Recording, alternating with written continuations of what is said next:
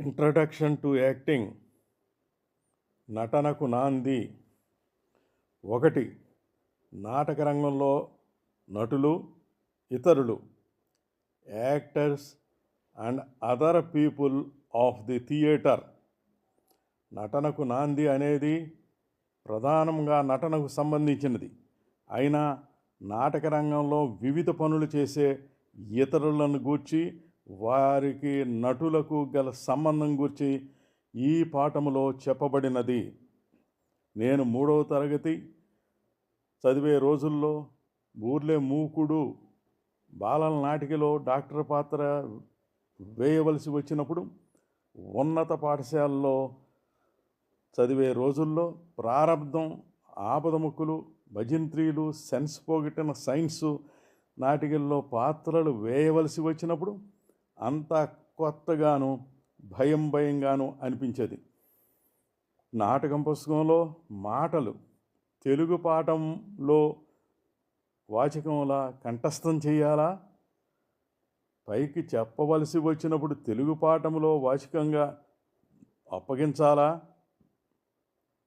దైనందిన జీవితంలో రోజు జనంతో మాట్లాడినట్లుగా ఉండాలా, నటించడం ఎలా, అంతకుముందు ఎవరు నటించటం చెప్పలేదే, ఎలా నటించాలో తెలియదే, రిహార్సల్స్లో ఏం చెయ్యాలి, ఎలా అభినయించాలి.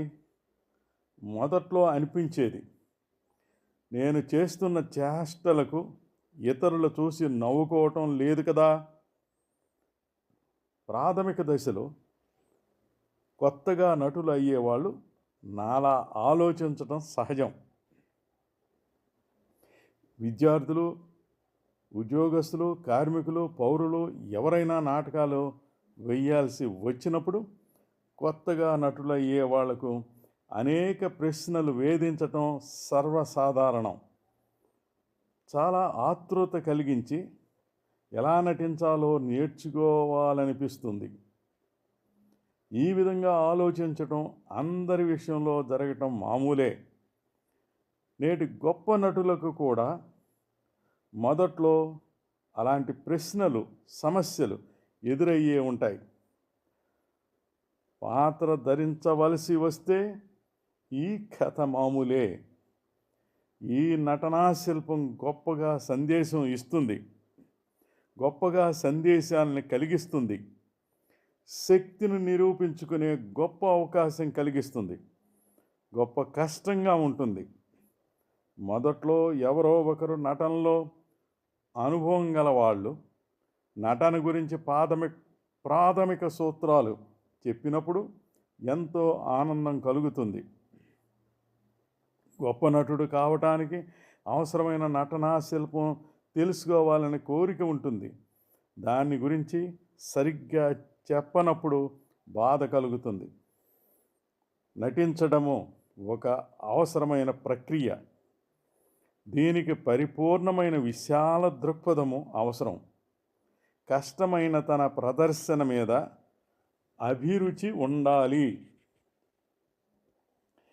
ఈ పాఠ్య గ్రంథంలో ఇచ్చిన అభ్యాసాలను కఠినమైనవి కావచ్చును, కుర్ర చేష్టలు కావచ్చును, అయినా తప్పక చేయవలెను.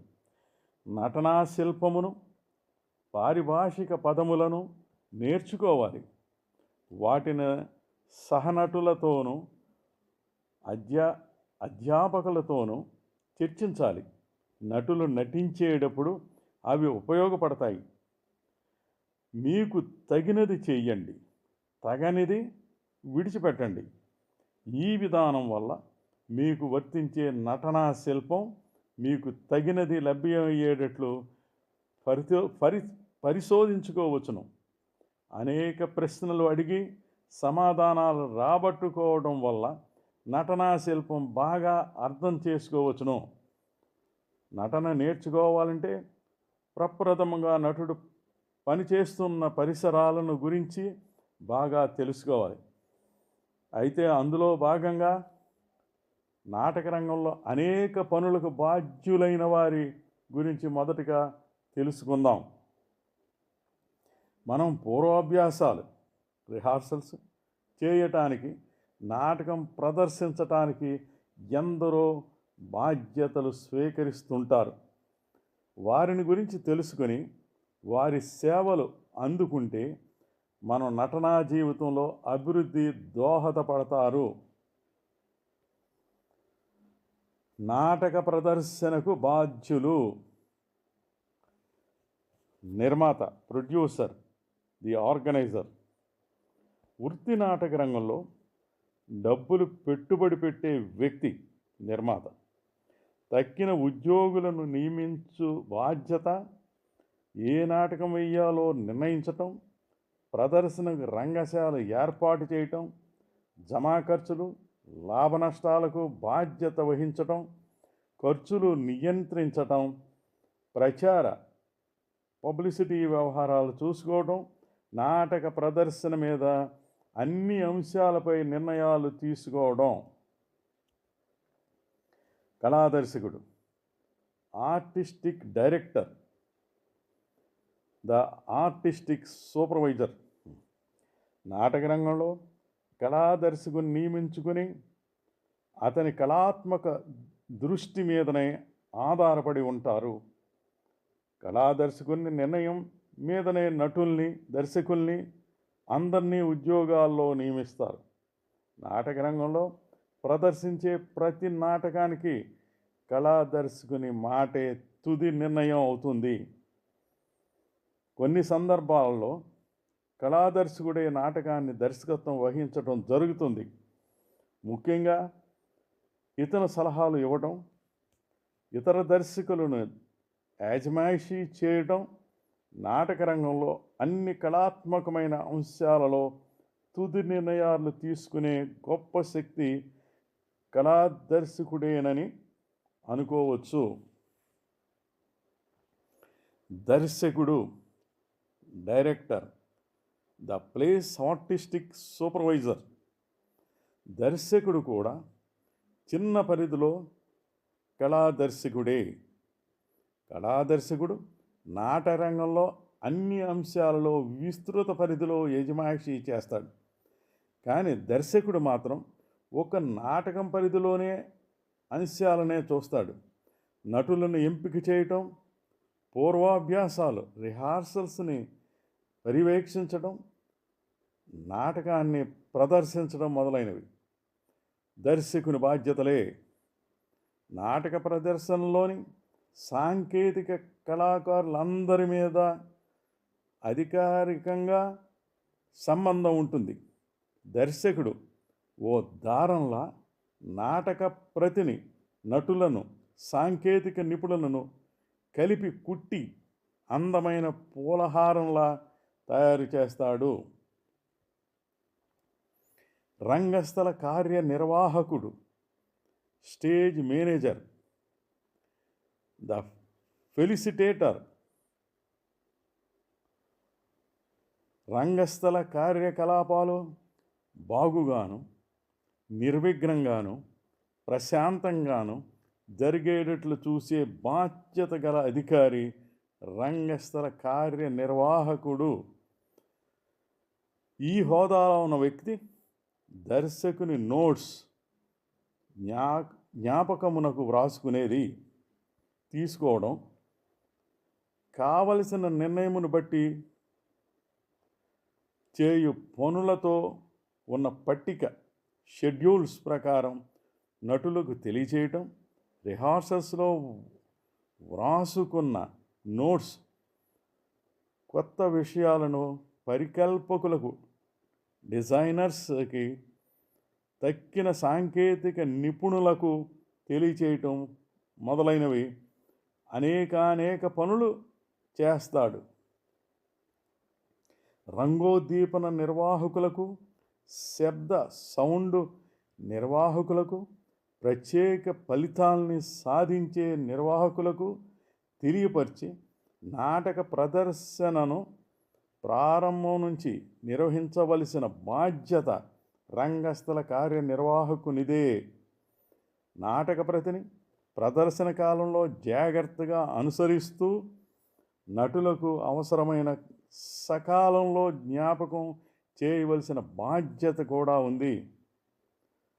నటుల క్షేమ సమాచారములు తెలుసుకుంటూ అవసరాన్ని బట్టి వ్యక్తిగతంగా సహాయపడుతూ ప్రశాంతముగా ప్రదర్శన జరగడానికి దోహదం చేస్తాడు.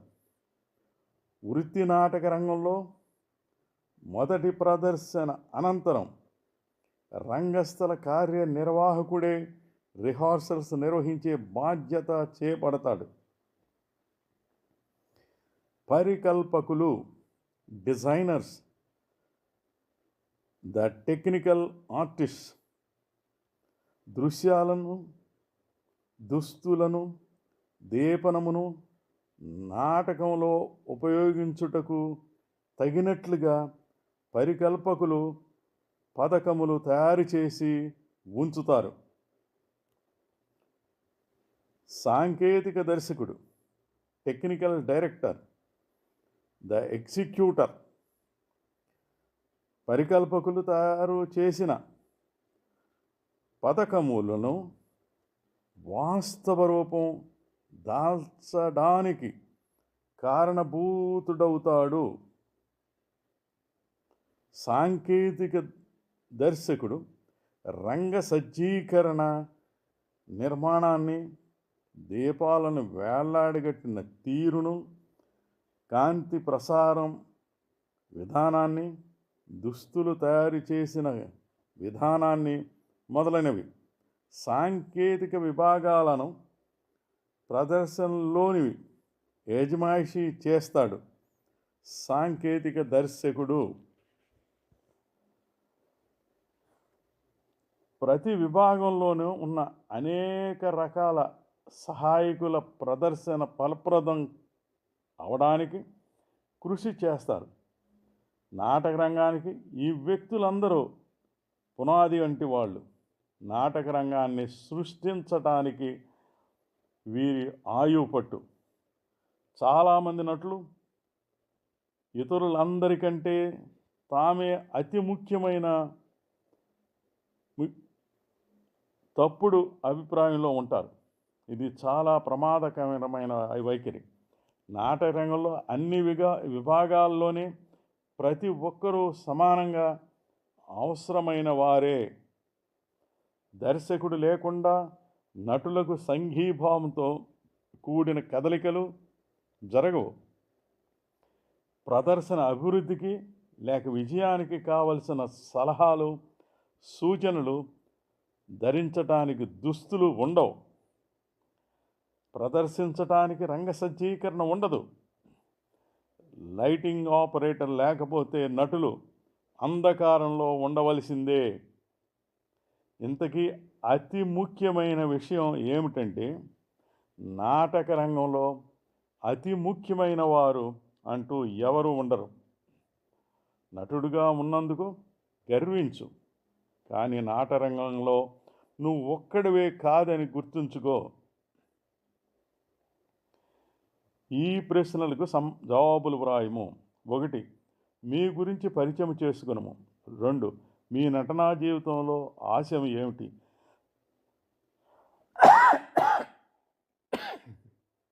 3. నాటక రంగంలో వ్యక్తులు గురించి వ్రాయము. నాటక రంగంలో నటులే అతి ముఖ్యమైన వారు. వ్యాఖ్యానించము. మరికొన్ని విషయాలు మరో భాగంలో.